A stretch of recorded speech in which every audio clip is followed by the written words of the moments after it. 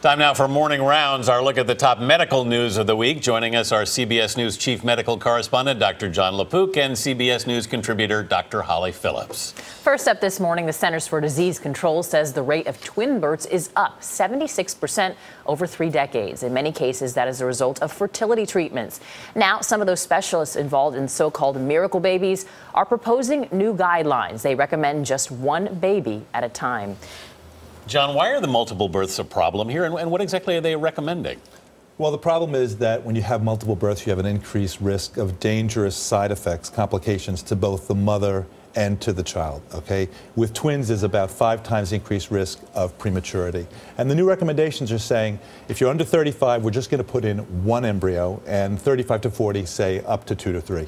I was surprised by the CDC's number of 46% of babies born with IVF or multiples. That seems so high.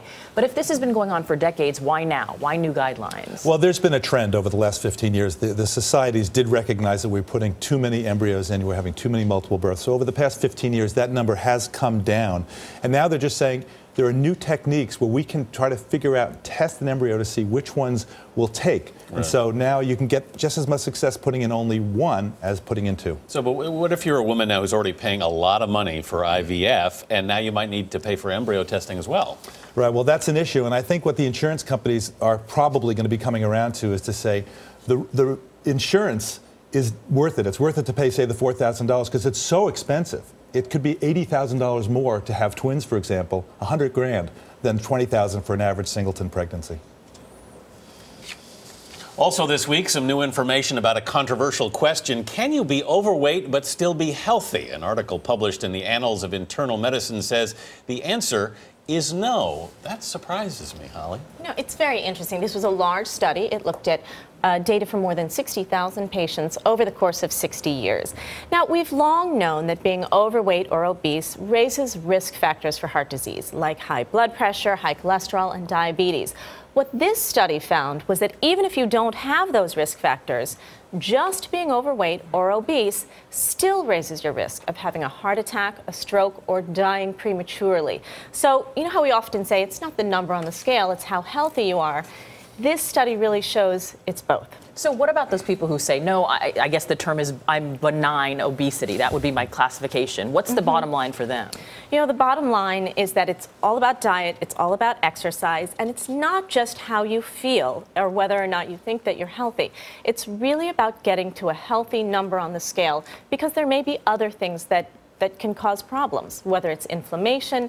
There's something that happens just with being overweight that raises our risk factor for illness. Certainly affects a lot of people. Well, we are heading into flu season, and doctors at Columbia University's Mailman School of Public Health have come up with a new way to predict when and where the flu is likely to hit. They are combining real-time data from Google Flu Trends with reports from the CDC. They say they will be able to forecast flu outbreaks in specific locations up to 9 weeks in advance. The information will be available on a new website.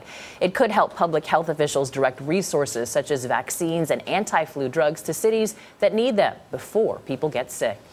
Finally, the New York Daily News reports that Beyonce and JayZ are going vegan, but only for a few weeks. The couple is staying off meat and dairy products until Christmas.